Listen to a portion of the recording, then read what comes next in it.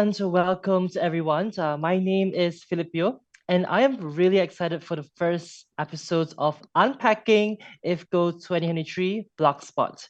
Today, we are going to have a special chat to discuss IVCO 2023 Blogspot topics and to make it accessible for everyone, especially those who don't have time to read it all. Our special guest today is Ksenija Fonovic, who wrote Not Aliens, but Allies. And we're going to break it down in this interview. So let's start. Hi, Ksenija. Welcome to the show. Welcome to the first episode. How's everything so far? Very good. Thank you for having me. Thank you so much for being part of the first episode. I'm feeling so privileged to be able to interview you, although we're off different time zones. Anyway, so big hello to you, Ksenija. And just a bit of an information, she is actually serving with the Volunteer Service Center in Lazio, Italy. And she's also a practitioner researcher and expert on the ILO Manual for the Measurement of Volunteer Work and a contributor to many European civil society projects, just to name a few. And she actually wrote talking about Ksenija, who wrote the blogspot we are talking about today, the blogspot titled Not Aliens But Allies. We are excited to have you to help us understand better. So I'm just going to start off with the first question, all right? In the blog post, it mentions how traditional views of youth volunteering may make people uncomfortable. Could you explain why this makes people uncomfortable and how rethinking this point of view might help people to find a better solution to all these complex problems? Well, the thing of traditional view built on the standard line that usually the associations must engage young people. And as I see it, there are like two false assumptions in this small line. And the first is that young people do not volunteer and do not associate, which is wrong, I think. And let me give you just a small statistics on Italy, which is one of the oldest countries in the world and whose volunteer force is mainly made up of mature adults, and even it's led by elderly. But if we break the population statistically in different occupational statuses, so students, workers and professionals, unoccupied pensioners, we see that the biggest quota of population that volunteers and that is most likely to volunteer are students. And this is because the most happy predictor of volunteering, so the characteristics of the person that predict who is more likely to take up volunteering are education and cultural participation.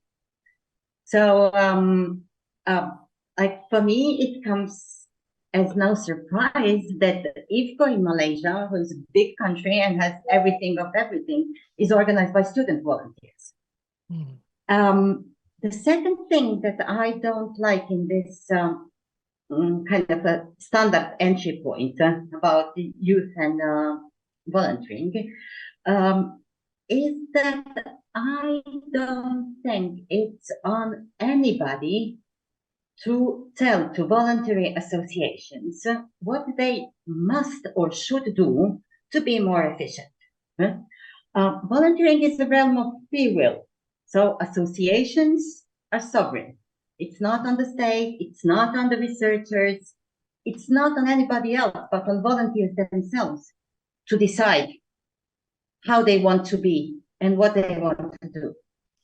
So as for engaging youth, I think it will work when it works, when associations do not look for young people as a kind of new workforce or digitally smart that can help them be more efficient, But when they look for young people in confrontation to listen and to understand from their point of view, how is the world outside and what needs to be done? Yeah, true. I like that you mentioned about education and cultural participation. It is true, it is two very important elements. And just want to share in your piece, actually, you mentioned about the need for voluntary organizations to take a stand on important issues and to reassess their goals. How does this call for organization to be more involved with political goals and the importance of knowing what us means in terms of how society works? Because the word us is a really heavy word. We always hear I, but us. Us, I think here it's volunteers and young people, active young people together, because they are the two sides of the same coin. They are actually part of an elite, a small proportion of general population that practices active citizenship, that responsibly takes care of general interest. And I think in this is the specific nature of what us is in the society, because through actions that we are doing, whatever these are, an awareness raising campaign, giving out food, a cleanup, whatever, we as citizens take a stand. It's expressing our political will because we see something that it's not working right in the society. And we take it into our hands to fix it. So this, I think, is what makes volunteering and youth activism and actors of democratic life. It's part of a new social contract. And this, I think, it's hard, it's difficult to dedicate time and thought and confrontation among so many different aspects of active citizenship, because it's like when you walk in the mountain. We always do, because there are so many problems to fix and so many things to do. And like when you walk in the mountain, you have to watch every step, otherwise you fall or make others fall. So to appreciate the scenery and also to adjust the direction, choose the next peak, you have to stop, raise your eyes, think. And I think this is why occasions like IVCO are precious. So we can all stop and think where we go and where we want to go. Yeah, thank you for the response. It's true. We got to stop and we got to think and we got to know where we want to go, because you even mentioned here how it is very important to rethink our ingrained presumption that we are the ones that possess the truth and the right direction, and the youth must come to us to help. It's quite true what you just mentioned here. We move on with the third question, all right? So now in the third question, you mentioned about how volunteering organizations and youth activism can work well together if they both go in the same direction. Now, can you give examples of how these forms of engagement can work together effectively to bring positive change? Because I'm now trying to figure out the idea of youth organizations and how youth activisms are two very parallel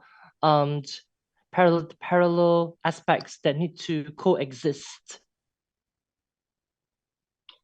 I think the challenge, the wish, the thing that could make us go forward is if youth organizations and voluntary organizations do not just go in parallel, but cooperate. So the thing you said that they go in the parallel in the same direction, it's the first thing, because we must agree and also say out loud what is the direction, what is the really final goal. And but then on the tactical level, on the level of everyday collaborations on local level, I think it's important to look for things, actions, causes that put the two streams and two generations or different generations in interaction. I think that the common challenge, really widespread, very important, is the issue of inequalities and of inequalities of access. Because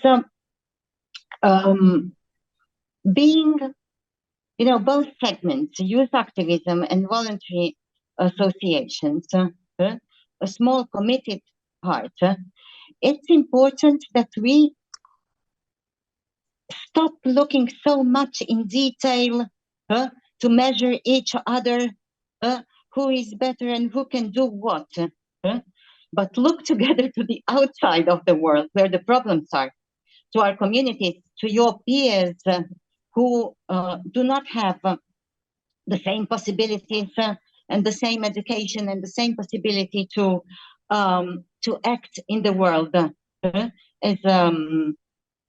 as volunteers too. And I think that this can be a terrain where there are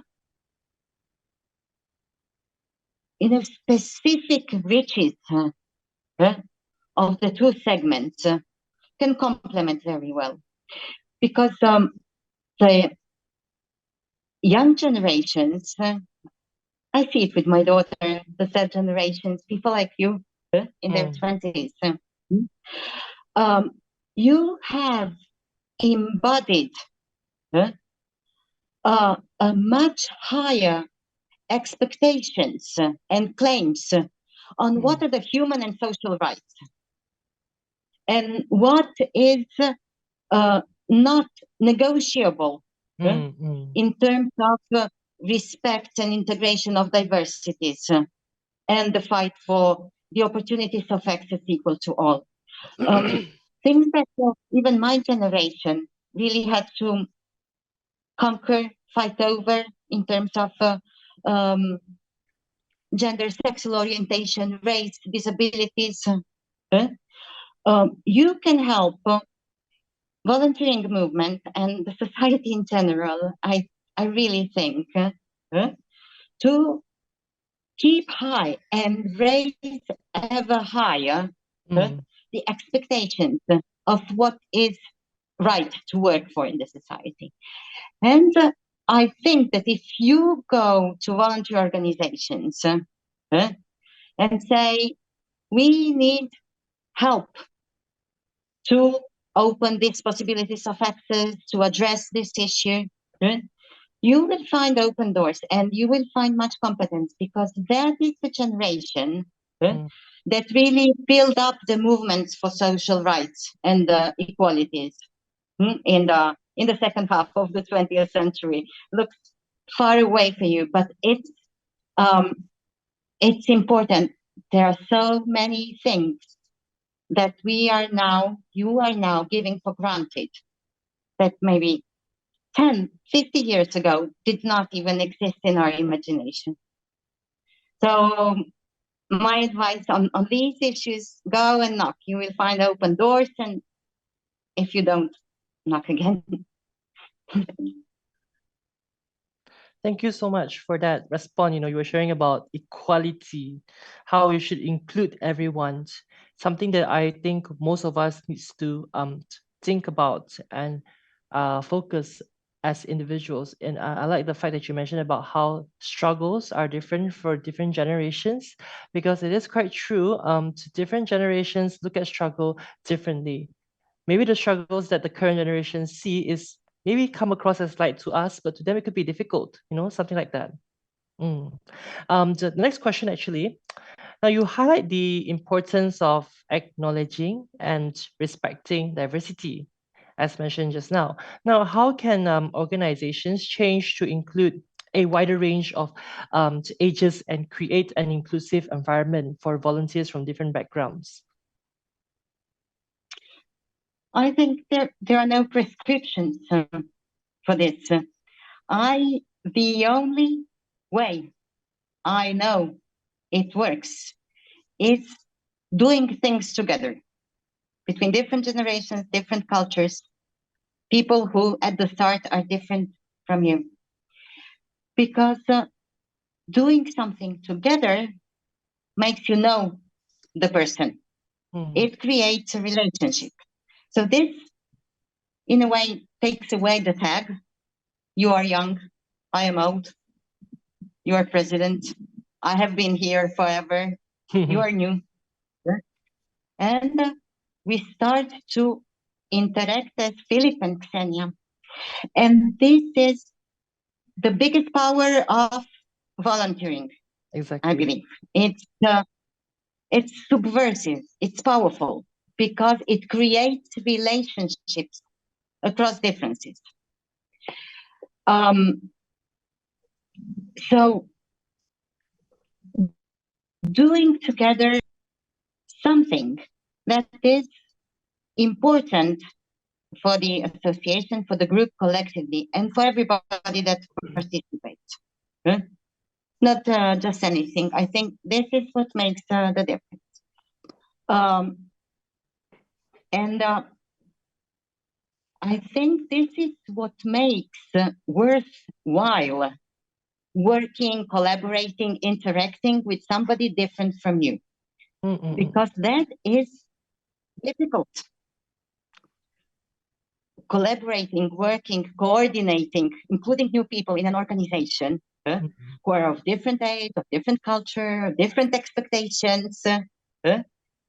It's demanding. It takes time and patience and sacrifice and negotiation. So it has to give back to the organization something. And it works. There are some studies. There is this sociologist, David Stark, who studied business organizations. And it is shown that when there is an objective, an outside task, a deadline, something that puts the collective under stress, when there are conflictual perspectives of different ways of doing things inside an organization, this conflict can produce a new and innovative solution, a different way out. And this can then help upgrade organization into integrating diversities. So it's worth trying, but the only way I think is just doing things together. Okay, I like that you actually mentioned that. Now, I just want to ask you, in your own view, how would you define mutual respect? Yeah, what is mutual respect to you?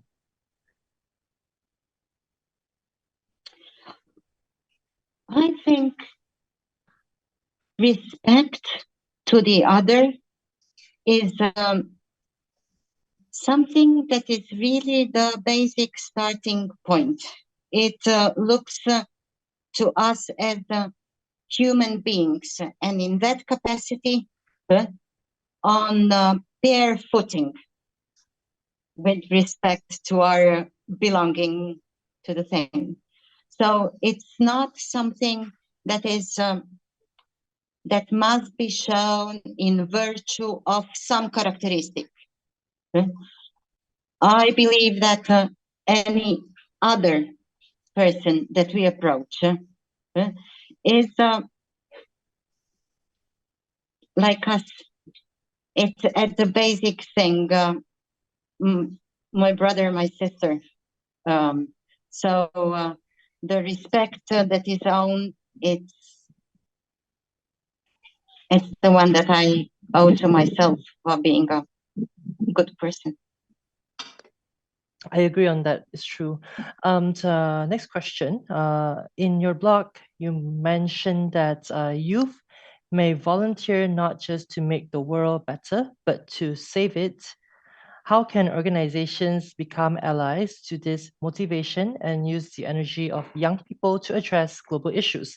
Now, this is coming from what you've actually written here. Maybe you could share a bit further from what you've written. I'm just going to read out what was quote on here. You said this, they do it and we'll do it. Probably not to make the world a better place as we had started 30 years ago, but to save the world. We should be their allies. Yeah, what does save the world actually mean in this context?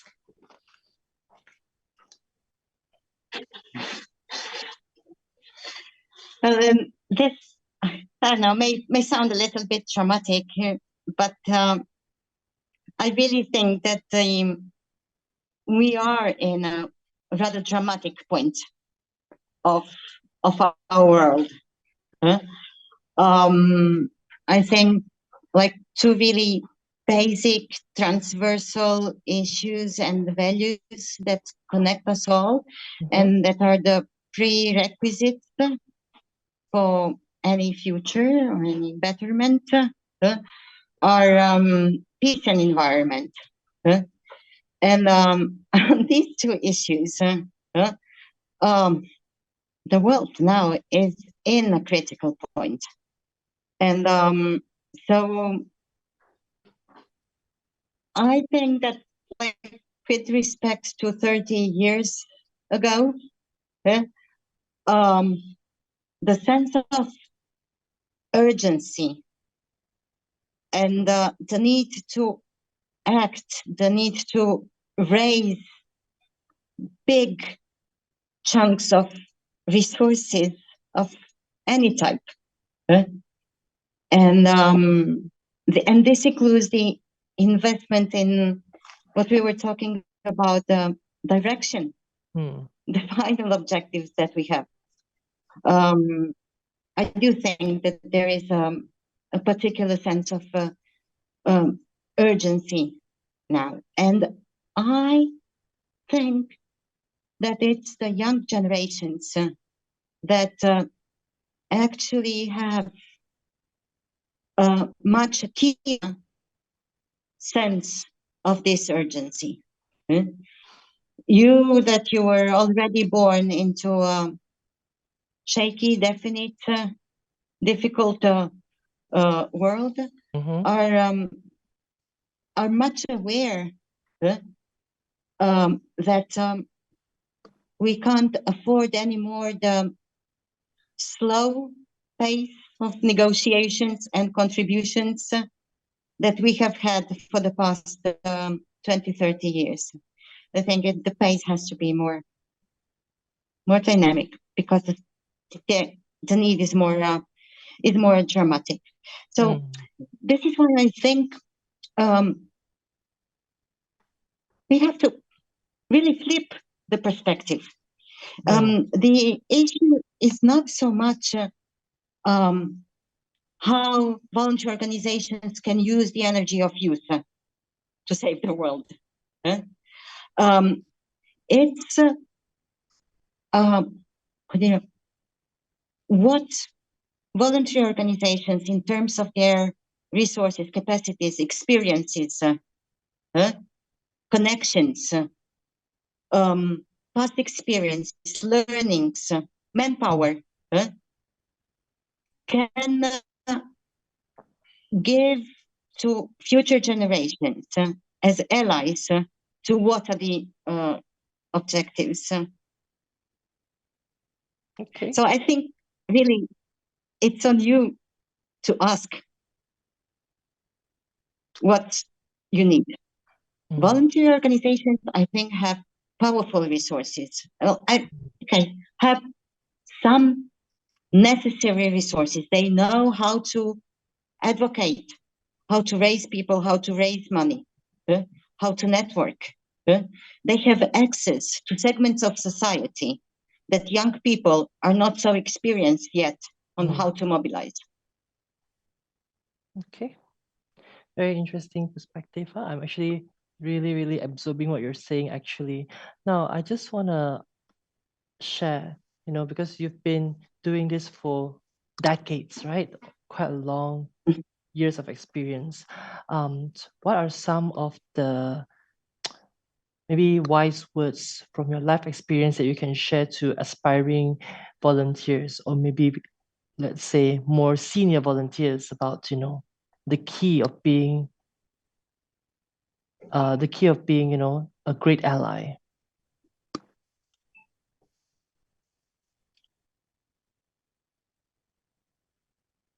Listen and try.